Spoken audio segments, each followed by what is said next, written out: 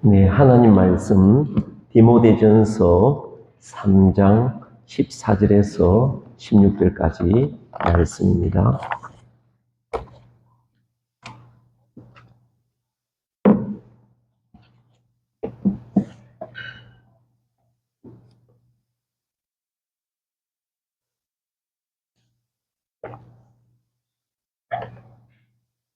예, 디모데전서 3장 14절에서 16절까지 말씀입니다.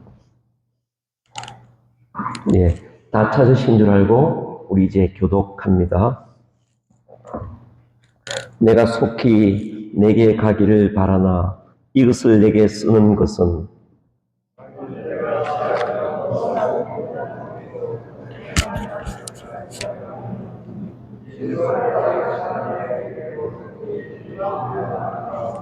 같이 읽습니다. 그도다 경건의 비밀이요 그렇지 않다 하는 이유 없도다. 그는 육신으로 나타난 바 되시고 영으로 이롭다 하심을 받으시고 천사들에게 보이시고 만국에 전파되시고 세상에서 믿음 바 되시고 영광 가운데서 올려지셨느니라. 아멘. 저는 찬송 그 직전에 우리 어린이들, 초등학교 어린이들이 자리였기에 이번 시간은 자유 시간이구나, 이게 참여하지 않아도 되는구나 그렇게 생각했는데 또 시간 맞춰서 왔습니다. 대단합니다. 박수 한번 주세요. 네, 감사합니다. 좋습니다. 예, 미국의 어느 목사님이 교회의 중요성에 대해서 이제 설교한 설교집을 읽었는데 그게 예화를 든 것, 미국을 이제 배경으로 해서 예화를 든 것을 제가 우리나라 버전으로 만들어서 말씀을 드립니다.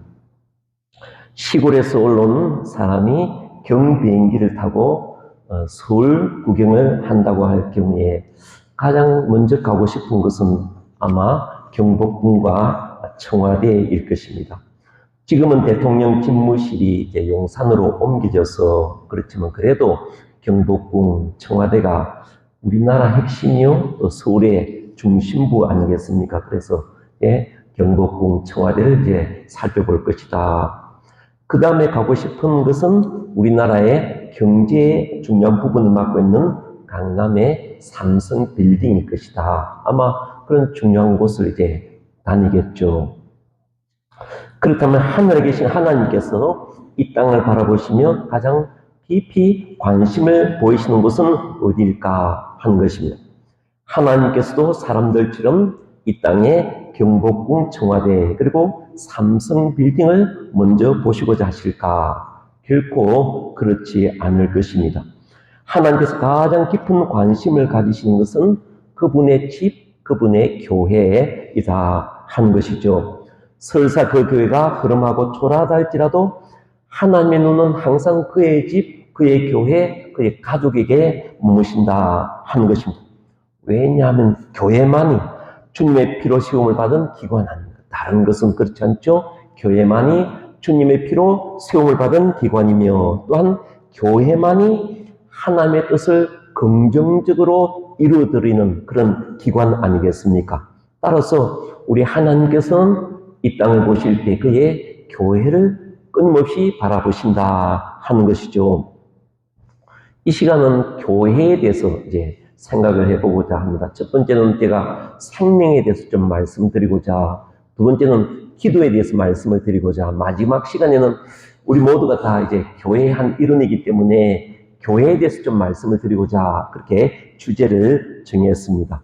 우리 1장 한번 가보시기 바랍니다. 1장 3절 말씀, 1장 3절 가보시면 제가 읽겠습니다. 내가 마게도냐로 갈 때에 너를 권하여 에베소에 머물라 한 것은 어떤 사람들 명하여 다른 교훈을 가르치지 말며, 사도 바울은 디모데를 권하여 에베소에 머물게 하여서 에베소 교회를 이제 돌보게 하였다. 그리고 자신은 마게도냐로 떠났다. 그렇게 이제 말씀을 하고 있죠.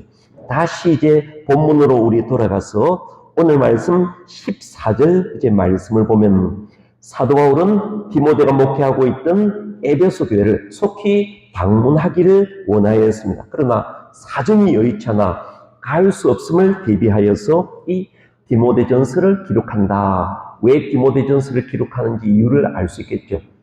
빨리 가서 너희 이제 에베소 교회를 보고 싶지만은 혹 가지 못할 경우에는 내가 이 말씀으로 하나님의 교회를 잘 섬기라. 그럼 이제 뜻이 있다 하는 것이죠. 그래서 15절 말씀을 보면 이렇게 말하죠. 만일 내가 지체하면 너로 하여금 하나님의 집에서 어떻게 행해야 할지를 알게 하려 함이라 하면서 이제 이 디모데전서를 기록한다. 그렇게 말씀을 하고 있습니다. 그런데 여러분 이 15절 말씀을 보면은 하나님의 집이라는 말이 나오지 않습니까? 다시 제가 읽으면 만일 내가 지체하면 너로 하여금 하나님의 집에서 어떻게 행하여야 할지를 알게 하려 함이라 그렇게 말씀을 하고 있죠. 이 하나님의 집이란 다름이 아닌 하나님의 교회를 말씀하고 있다 하는 것이죠.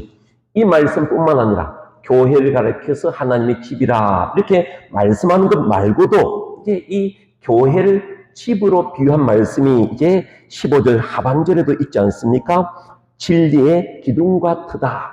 이 말씀도 기둥, 터, 있다. 이제 집으로 비유한 그런 말씀 아니겠습니까?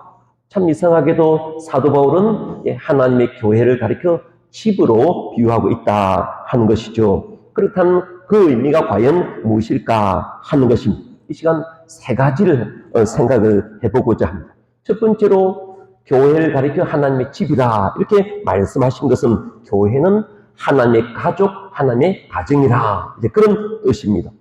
저와 여러분들이 집을 생각할 때 가장 먼저 떠오르는 것이 뭡니까? 집을 생각할 때 부모와 그의 자녀들이 함께 모여 사는 곳 이것이 이제 집이라고 할 때 가장 먼저 떠오르는 것이죠. 그렇다면 사도 바울이 교회를 가리켜서 하나님의 집이라 이렇게 말씀하신 것은 교회란 하나님 아버지께서 그의 자녀들과 함께 거하시는 것. 우리가 주도가 아니죠. 하나님 아버지 그분께서 그의 자녀들과 함께 거하시는 곳이 교회다. 하나님의 가정, 하나님의 가족이다. 이런 이제 의미가 있다 하는 것이죠. 성경에는 교회에 대한 여러 비유의 말씀들이 있지 않습니까? 예를 들면 교회를 가리켜서 나라, 국가로 이제 비유하는 그런 말씀도 있고, 군대로 그렇게 이제 설명하는 말씀도 있고, 사람의 몸으로 이제 설명하는 말씀도 있다 하는 것이죠. 그런데 성경에서 말씀하는 교회의 가장 기본적인 의미는 교회는 하나님의 집, 하나님의 가정, 하나님의 가족이다. 하나님께서 그의 자녀들과 함께 거하시는 하나님의 가정, 하나님의 가족이다. 이것이 가장 1번 이제 기본 의미다 하는 것이죠. 사실 우리는 하나님의 가족, 한 자녀가 아니었지 않습니까? 우리는 이전에 마귀의 자녀였으며 하나님의 심판과 저주의 대상이었습니다. 그런데 하나님 아버지의 택하심과 예수 그리스도의 대속하심과 성령의 거듭나게 하심으로 말미암아 우리가 하나님의 자녀가 되고 하나님의 가족이 되었다. 그리고 우리 가운데 하나님께서 가신다. 이것이 하나님의 교회에 대한 설명이다 하는 것이죠. 정말 참 감사하지 않습니까? 저와 여러분들이 하나님의 교회의 한 일원이 되었다. 가족이 되었다. 그리고 또 더 나아가서는 하나님의 교회, 하나님의 가정을 돌보게 되었다. 정말 감사하고 영광스러운 일이다. 하나님께서 거하시는 그곳에 나도 거하고 그곳에서 섬길 수 있게 되었다. 정말 감사하고 영광스러운 일이다 하는 것입니다. 이제 두 번째, 사도 바울이 교회를 집으로 설명한 두 번째 뜻은 교회란 신자의 안식처와 피난처다 하는 것이죠. 여러분 세상 사람들도 집 혹은 가정을 가리켜서 집 혹은 가정을 그들의 안식처다, 그들의 피난처다 그렇게 이해를 하고 있지 않습니까? 사람들이 하루 종일 삶의 터전에서 땀을 흘리며 수고하다가 저녁이 되어 집으로 돌아오면 어떻습니까? 그때부터 모든 일과 수고에서 벗어나서 안식과 평강을 누리지 않습니까? 하루 종일 이런저런 일들 때문에 힘들고 어려웠지만 이제 가정에 들어오면은 그 모든 이제 수고, 모든 이제 어려움들 다 이제 벗어나서 가정에서 평강과 안식을 누린다 하는 것이죠. 교회도 마찬가지라 하는 것입니다. 하나님의 백성들이 한 주간 동안 자신의 삶의 영역에서 하나님 나라 건설을 위하여 애쓰다가 여러분들이 있는 그곳에서 이 모양 저 모양으로 각기 하는 일을 통해서 한 영광, 한 나라를 건설하기 위하여 애쓰다가 주일날이면 다 함께 모여 예배를 드리며 또한 성도의 교제를 나눈다. 이걸 통해서 우리가 어떻게 됩니까? 셈을 얻습니다. 평강과 기쁨을 얻게 된다. 참 지난 한 주간 동안 어렵고 힘든 모든 일들 주의 말씀과 주의 은혜를 통해서 해결받고 그 다음에 마음에 이제 자유를 얻어서 평강과 기쁨을 누리게 된다 하는 것이죠. 이런 점에서 사도 바울이 교회를 가리켜서 하나님의 집이라 말씀한 것은 교회는 우리 신자의 안식처요 피난처와 같다. 비록 일주일에 몇 번 안 모이지만은 몇 번 못 모이지만은 모일 때마다 하나님께서 이 모양 저 모양 은혜 주셔서 그 은혜의 힘으로 우리가 이 땅을 살아가고 있지 않습니까? 그런 점에서 교회가 우리에게 새 힘을 공급해주고 은혜를 공급해주는 참으로 귀한 곳이다 하는 것이죠. 찬송가 209장 가사 한번 띄워보시기 바랍니다. 찬송가 209장 가사에 이런 내용이 있습니다.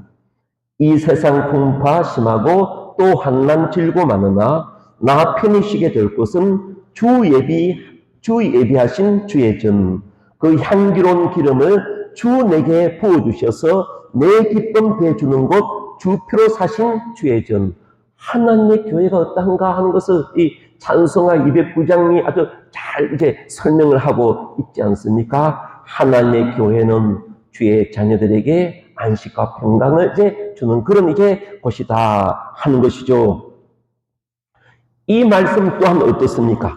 내가 하나님의 교회 한 일원이 되었다. 또 일원이 되어서 내게 맡겨주신 직분과 은사를 따라서 이 모양 저 모양 섬기게 되었다. 참 감사합니다. 내가 이 귀한 일을 맡게 되었습니다. 감사합니다. 이런 이제 마음을 갖게 된다 하는 것이죠.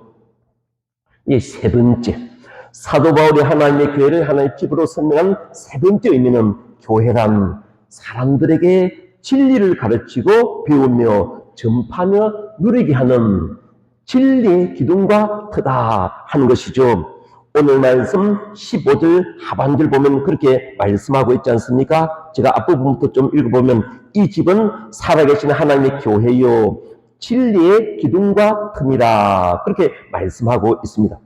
제가 앞에서 언급한 교회에 대한 두 가지 설명, 교회는 하나님의 가정이요 가족이다. 교회는 성도의 안식처요 피난처다. 이 말씀은 본문에는 명확하게 안 나옵니다. 그러나 성경 다른 곳에서는 이제 나오는 말씀이죠.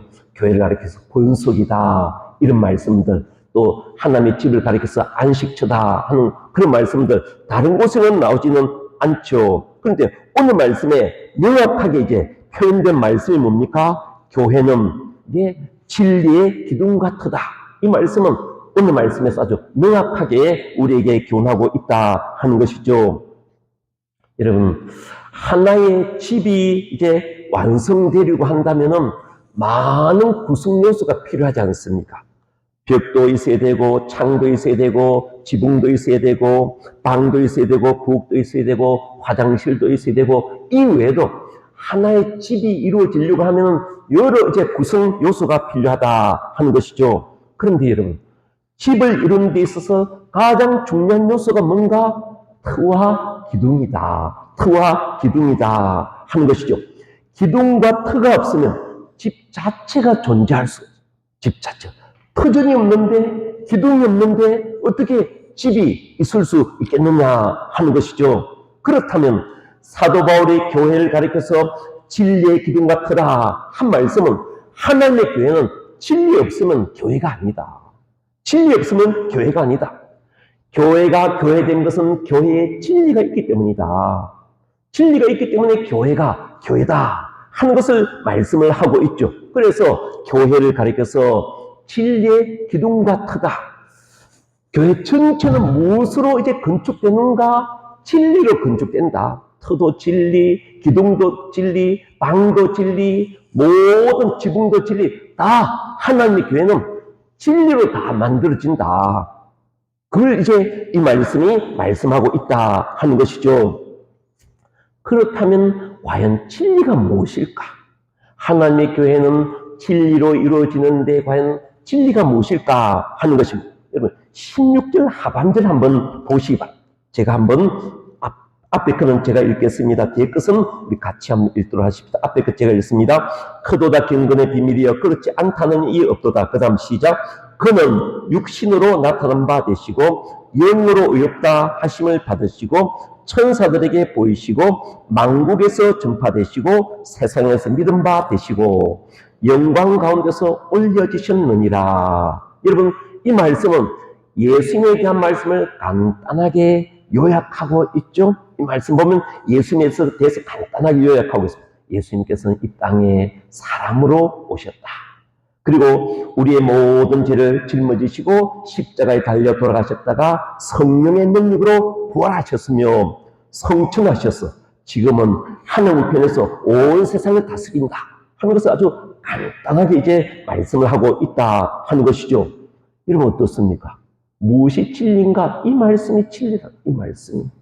이 말씀이 바로 진리다. 진리다 하는 것이죠. 진리가 무엇인가? 예수 그리스도 그분이 진리고 그분에 대해서 이제 말씀하시는 그분의 복음이 진리고 좀 더 넓게 말하면은 예수 그리스도에 대해서 상세하게 말씀하고 있는 이 성경 말씀이 진리다. 성경 말씀이 진리다. 진리가 무엇인가? 예수님이 진리입니다. 그분의 복음이 진리입니다. 좀 더 넓게 말하면 이 예수님에 대해서 아주 상세하게 설명하고 있는 이 성경 말씀이 진리다. 우리가 이제 알 수 있다 하는 것이죠. 그러므로 우리가 하나님의 교회 한 나라를 건설하고자 할 때 좁게는 그리스도의 복음 위에 세워야 한다. 좁게는 그리스도 복음 위에 세워야 하고 넓게는 성경 말씀 위에 세워야 한다. 저와 여러분들이 주님의 교회에 속하여서 참 주님의 교회를 위해서 이 모양 저 모양 힘쓰고 애를 쓸 것입니다. 제가 우리 성가교회 성도님들을 볼 때 각기 맡은 일을 참 열심히 성심으로 다하는 것을 보면서 마음에 잔잔한 감동을 받았습니다. 감동을 받았는데 그런데 우리가 주님의 교회를 섬길 때 우리 심령 속에 기본적으로 가져야 할 마음이 뭔가 하면은 그리스도의 복음 위에 우리 교회가 세워지길 힘써야 한다. 성경 말씀 위에 우리 교회가 세워지도록 힘써야 한다 하는 것이죠. 구약 시대에 하나님의 집은 성전 아닙니까? 성전. 하나님께서 이제 모세에게 또 이제 솔로몬에게 성전을 짓도록 이제 성막을 짓도록 말씀하실 때 자신이 갈 성전을 어디 금으로 건축하더라. 그래서 한번 출애굽기 후반부를 한번 읽으시든지 또 이제 열왕기상 내용을 읽으시든지 한번 읽어보시면은 성전은 근본적으로 금으로 짓도록 하시는구나. 물론 일부 나무, 쇠, 헝겊 이런 것들을 사용하기는 하지만 전체 정신은 하나님의 집은 금으로 되어야 한다 하는 것이 성경 전체의 내용이다 하는 것이죠. 왜 구약시대의 성전을 지을 때에 금으로 지어라 이렇게 말씀했겠습니까? 그건 다른 거예요. 이 진리가 금이라는 거예요. 진리가. 다른 것이 금이야. 우리 이제 교회를 지었는데 금으로 이제 단장하자. 그런 말이 아니라 진리 말씀이 금이다. 그럼 요한계시록 이제 마지막 21장 한번 보시기 바랍니다. 황금집. 진리 말씀 예수 그리스도 바로 그렇게 이제 황금, 금으로 되어진다. 진리 말씀이 집이다. 진리 말씀이 이제 되어진다 하는 것을 우리에게 말씀하고 있다 하는 것이죠. 하나님의 집은 금과 같이 귀한 예수의 복음으로 진리의 말씀으로 건축되어야 한다 하는 것을 우리에게 말씀하고 있죠. 이런 점에 있어서 교회가 얼마나 영광스러운가. 금으로 지어졌다. 진리의 말씀으로 지어졌다. 참으로 이제 소중하다 하는 것이죠. 제가 주님의 교회에 속한 지 세어보니 43년이 이제 되었습니다. 43년이 되었는데 평신도로 8년, 전도사와 부목사로 10년, 단목사로 이제 25년째 이제 되어가고 있습니다. 이 기간 중에 교회 안에 일어난 이런저런 갈등, 다툼을 이제 목도했는데 그 갈등과 다툼의 중요한 이유 중에 하나가 무엇으로 하나님의 교회를 세워야 할 것인가? 무엇으로 한 교회를 세워야 할 것인가? 이 부분에 일치가 없어서 다툼이 있더라. 이제 갈등이 있더라 하는 것이죠. 어떤 사람은 세상 정신, 세상의 사상, 철학, 이념 있는 것을 가지고 자꾸 교회를 세우려. 세상에 어떤 조류가 있지 않습니까? 사상, 철학이 있지 않습니까? 그걸 가지고 교회를 세우려고 합니다. 어떤 사람은 자신의 경험, 또 자신의 지식, 그걸 가지고 또 교회를 세우려고 한다 하는 것이죠. 그러니 이제 갈등이 있더라 하는 것이죠. 그러나 여러분 오늘 말씀 교회는 진리의 기둥과 터다. 이 말씀은 교회는 어디 진리로 세워야 한다. 예수 그리스도의 복음으로 세워야 한다. 성경 말씀으로 세워야 한다. 이 말씀 우리가 꼭 기억을 해야 한다 하는 것이죠. 이런 점에서 볼 때 온 성도님들께서 성경적 사고를 갖는 것은 참으로 중요하다 하는 것입니다. 성경적 사고는 간단합니다. 성경적 사고는 간단. 교회 내 이런저런 문제가 있을 때, 교회가 이런 저런 일을 행하고자 할 때, 우선적으로 우리 성경이 뭐라고 말하지? 우리 안에 이런 문제가 생겼는데 내 지혜, 내 지식이 없다 하지 이게 아니라 성경이 뭐라고 말씀하는지 한번 찾아보자. 성경이 뭐라고 말씀하느냐? 우리가 이런 일 저런 일을 행하고자 할 때 성경이 뭐라고 말씀하느냐? 우리 한번 성경 한번 찾아보자. 이게 성경적 사고입니다. 성경적 사고. 성경은 내가 성경을 다 안다. 누가 다 알겠습니까? 물론 이제 기본적이고 근본적인 것을 알지만 다 모르지 않습니까? 그러나 우리가 이 자세는 가질 수 있지 않겠습니까? 성경이 뭐라고 말하는지 우리 한번 찾아보자.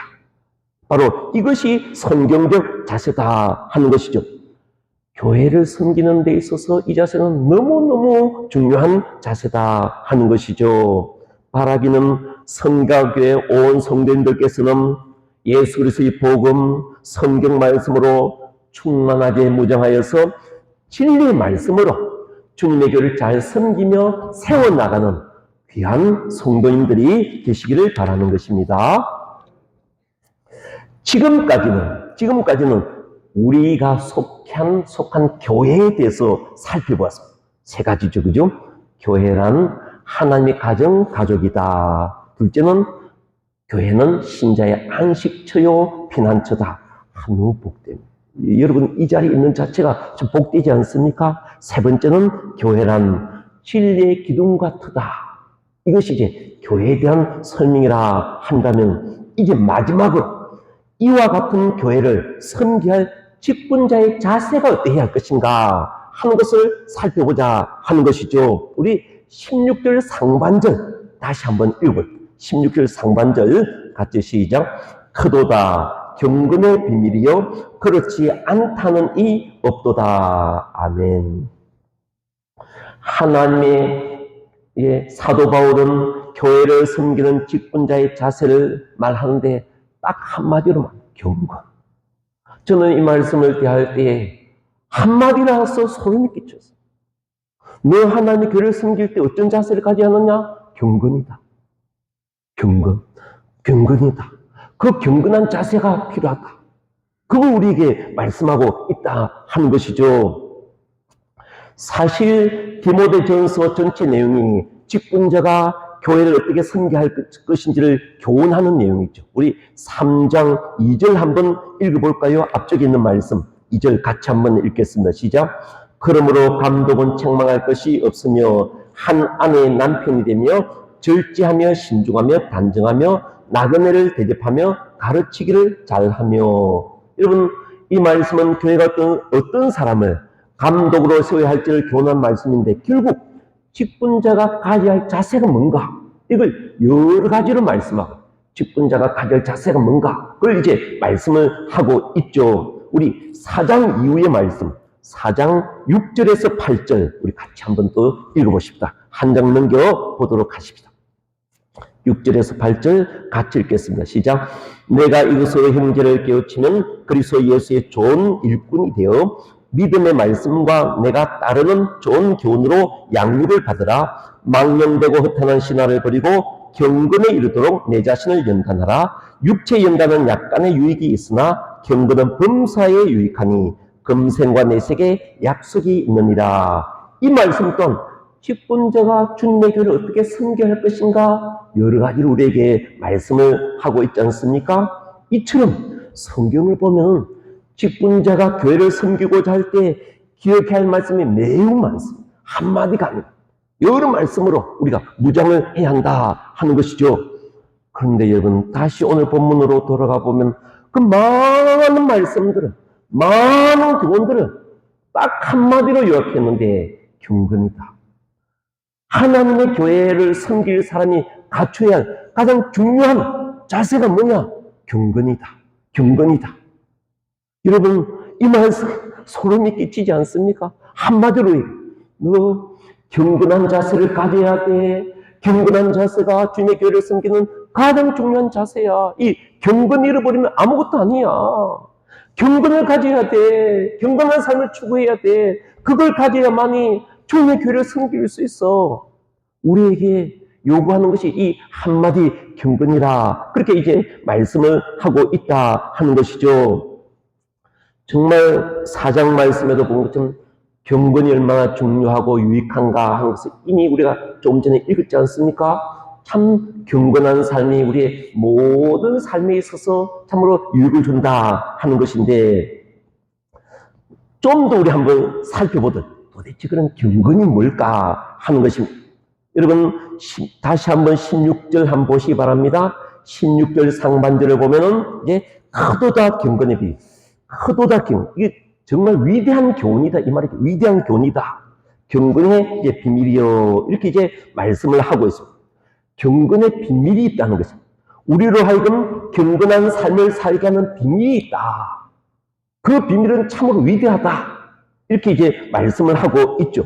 그런데 이 말씀을 하고 난 뒤에 16절 하반절 말씀을 보면 무엇에 대해서 말씀하고 있는가 하면 예수 그리스도의 복음에 대해서 말씀을 하고 있다 하는 것이죠. 그렇다면 우리로 하여금 경건한 삶을 살게 하는 비밀이 바로 예수 그리스도의 복음이구나. 예수 그리스도 그분이 우리로 하여금 경건한 삶을 살게 하는 비밀이구나. 위대한 비밀이구나 하는 것을 우리에게 말씀하고 있다 하는 것이죠. 그래서 사도 바울이 말하기를 위대하도다 경건의 비밀이. 이 경건의 비밀이 얼마나 위대한 줄 아느냐? 세상 사람들 중에서 그렇지 않다는 사람 아무도 없다.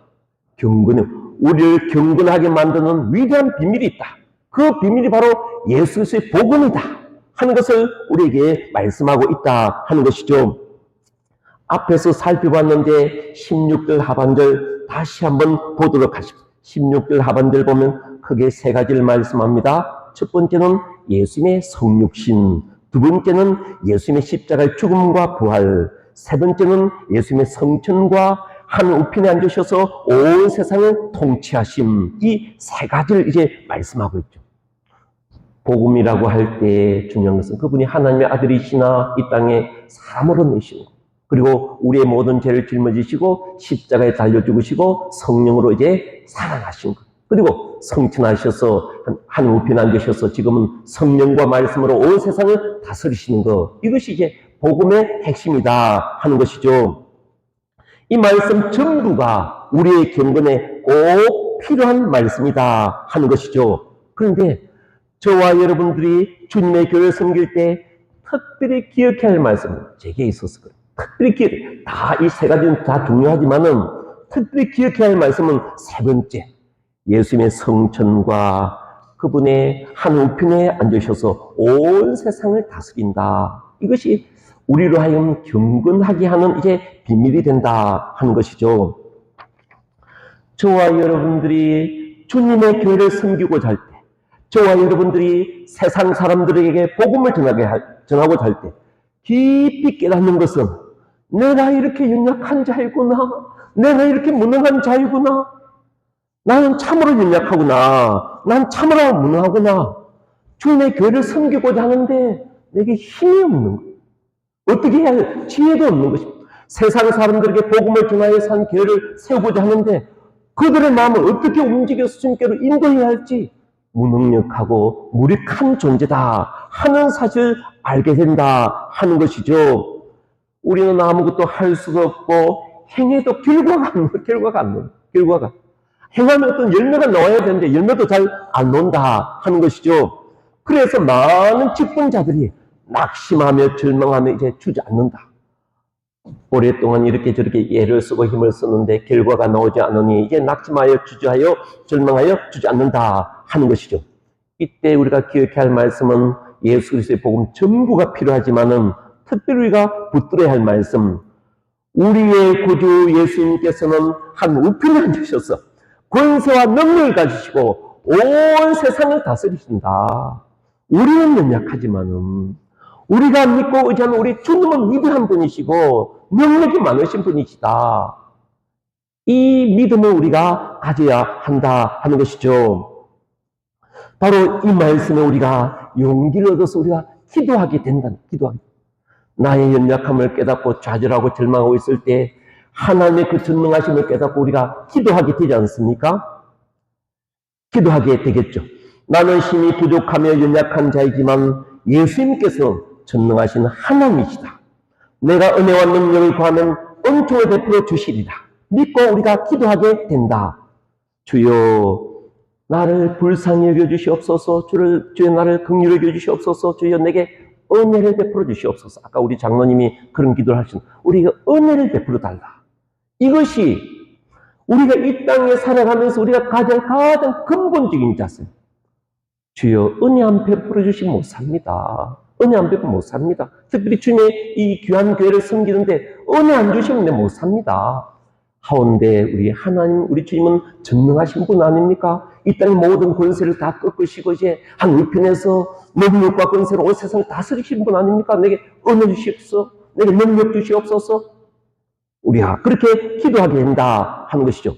그 자세를 가르쳐 우리는 뭐라고 한다는 겁니까? 경건이다. 경건은 다른 것이죠. 하나님 앞에 겸손하게 무릎 꿇는 것. 그걸 가르쳐서 경건이다. 그렇게 말한다 하는 것이죠. 이러한 자세는 우리가 모세에게서 발견할 수 있습니다. 우리 출애굽기 한번 내보시죠. 출애굽기 띄워주시기 바랍니다. 같이 한번 읽어보도록 하십시오. 같이 시작. 모세가 여호와께 아뢰되 오 주여 나는 본래 말을 잘하지 못하는 자입니다. 주께서 주의 종에게 명령하신 후에도 역시 그러하니 나는 입이 뻣뻣하고 혀가 둔한 자입니다. 여호와께서 그에게 이르시되 누가 사람의 입을 지었느냐? 누가 말 못하는 자나 못 듣는 자나 눈 밝은 자나 맹인이 되게 하였느냐? 나는 여호와가 아니냐? 이제 가라. 내가 내 입과 함께 있어서 할 말을 가르치리라. 모세가 이르되 오 주여 보낼 만한 자를 보내소서. 하나님께서 모세를 이스라엘의 구원자로 세우셨을 때 주여 저는 할 수 없습니다. 능력도 없고 지혜도 없고 제가 도무지 못하겠습니다. 이러한 자세는 다듬어야 할 부분이 좀 있죠. 그래서 좀 더 다듬어 가지 않습니까? 이후에 이제 4장, 5장, 6장 계속 다듬어 가지 않습니까? 다듬어야 할 부분이 있지만은 굉장히 바람직한 자세다. 나는 능력이 없습니다. 나는 능력이 없습니다. 이거 그래야만이 주님을 온전히 의지하게 된다. 여기는 할 수 있다. 나는 가능하다. 좀 의지하지 않는 것이죠. 안 되면 주님 나는 못 갑니다. 내게 능력이 없습니다.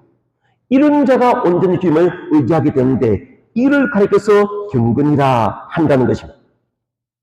앞에서 말씀드린 것처럼 직분자가 구할 등목 매일 많습니다. 어쩌면 성경 전부가 직분자는 이래야 된다. 우리에게 교훈하고 있지 않습니까? 이것도 갖추어라. 저것도 갖추어라. 그런데 여러분 직분자가 구비해야 할 가장 중요한 자세는 이 경건이다. 자신의 무능함과 연약함을 깨닫고 전능하신 하나님께 무릎을 꿇고 겸손히 은혜를 구하는 것. 하나님께서 이런 경건의 자세를 바란다 하는 것이죠.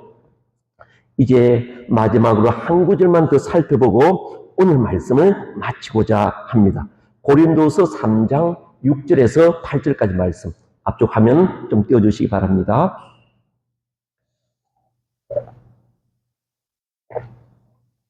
제게 큰 위로를 주는 말씀이 이 말씀. 제게 큰 위로를 주는 말씀이 이 말씀입니다. 같이 한번 읽어봅시다. 시작. 그가 또한 우리를 새 언약의 일꾼 되기에 만족하게 하셨으니 율법 조문으로 하지 아니하고 어디 영으로 함이니 율법 조문은 죽이는 것이요 영은 살리는 것이니라. 돌에 써서 새긴 죽게 하는 율법 조문의 직분도 영광이 있어 이스라엘 자손들은 모세의 얼굴에 없어질 영광 때문에도 그 얼굴을 주목하지 못하였거든. 하물며 영의 직분은 더욱 영광이 있지 아니하겠느냐. 모세가 십계명 돌판을 받고 내려왔을 때 그의 얼굴에 광채가 있었다. 이걸 가리켜 영광이라. 모세가 직분을 받으니 그 직분에 영광이 있더라. 이 말 아니겠습니까? 그래서 구약의 직분도 이와 같이 구약은 본래 연약한 시대 아닙니까? 연약한 시대의 직분자도 이와 같이 영광이 있다 하면은 새 언약 시대의 직분자 얼마나 영광스럽겠느냐. 그걸 우리에게 말씀을 하고 있죠. 참 우리에게 위로가 되지 않습니까? 저와 여러분들 주님의 교회를 섬기고자 할 때 주님 내게 능력 없습니다. 힘 없습니다. 할 수 없습니다. 야, 내가 너에게 영광 주었다. 직분이 영광이 있다. 모세의 얼굴에 이제 영광이 빛이 나듯이 너에게도 영광이 있다. 내가 너와 함께 할 것이고 내가 너를 도와줄 것이다. 저와 여러분들이 주저주저 할 때 힘이 없을 때마다 이 말씀, 직분에는 영광이 있고 직분자에게는 영광이 있다는 이 사실을 우리가 기억해야 한다 하는 것이죠. 하나님의 교회의 직분이 얼마나 영광스러운가 하는 것을 말씀하고 있습니다. 본래 마귀의 자녀였던 우리가 큰 은혜를 받아 하나님의 자녀, 한 가족이 되어서 이 땅에서 평강과 은혜를 누리며 살게 되었습니다. 정말 감사한 일입니다. 그런데 더 감사한 일은 하나님께서 우리를 충성스럽게 여겨 귀한 직분을 맡겨주셨습니다. 그런데 이 직분을 가르쳐 영광이다. 그렇게 이제 말씀합니다. 이 사실을 기억하시고 늘 감사함을 잊지 말기를 바랍니다. 그리고 진리의 말씀과 경건함으로 구비하여서 주님의 교회를 잘 섬기시기 바랍니다. 그래서 여러분들의 모든 생애가 교회도 보석이듯이 진주 보석이듯이 여러분들의 모든 생애가 진리 말씀으로 주님의 교회를 잘 섬김으로 보석과 같은 생애가 되시기를 바라는 것입니다. 기도하겠습니다. 하나님 아버지, 오늘 말씀을 통해서 하나님의 교회가 어떤 곳인지 교훈하여 주신 하나님 아버지, 하나님의 교회는 하나님 가정이요 가족이요 또한 우리 신자의 안식처요 피난처요 또한 진리의 기둥과 터라 말씀하여 주신 지 참 감사합니다. 이전에는 아무런 소망 없이 떠돌이 생활하며 마귀의 자녀가 되어서 죄짓는 병기로 살았는데 이제 구원하여 하나님의 가족이 되게 하시고 이제 의의 병기가 되어서 의를 이루는 삶을 살게 해주신 주님 참 감사합니다. 하나님 아버지 오늘 말씀을 통해서 교회는 금집으로 금으로 만든 집이라 얼마나 영광스러운가 말씀하여 주시고 또한 직분 또한 참으로 영광스럽다고 교련하여 주신 하나님 아버지 이 사실을 기억하고 우리가 하는 일이 참으로 사소해 보이고 연약해 보이고 부족해 보인다 할지라도 그것이 우리 하나님 앞에 참으로 귀한 것임을 알고 소망을 가지고 힘을 내어 열심히 주님 나라를 위하여 헌신하며 수고하는 귀한 종들에게 은혜를 다하여 주시옵소서. 하나님 아버지 성가교회 우리 박형 목사님 세워주시고 또 여러 우리 목사님들 또 직분자들 세워주시고 우리 장로님과 안수 입사님 권사님 세워주시고 또 여러 직분자들 세워주셔서 주님의 교회를 섬기게 하시니 참으로 감사합니다. 하나님 아버지 우리 성가교회가 하나님의 가정이 되어서 안식과 평강을 누리게 하여 주시고 날마다 진리의 말씀으로 이제 은혜를 누리게 도와주시고 세상 사람들에게 힘있게 복음을 전하는 복된 교회가 될 수 있도록 은혜를 다하여 주시옵소서. 하나님 아버지 주님의 나라를 위하여 수고할 때 힘을 잃고 또 낙심할 때 주님께서 함께 하신다는 사실, 직분이 참으로 영광스럽다는 사실을 기억하고 힘을 내어서 주님 앞에 갈 때까지 힘껏 달려가는 귀한 종들 다 되게 은혜를 다하여 주시옵소서. 예수 그리스도 이름으로 기도하옵나이다. 아멘.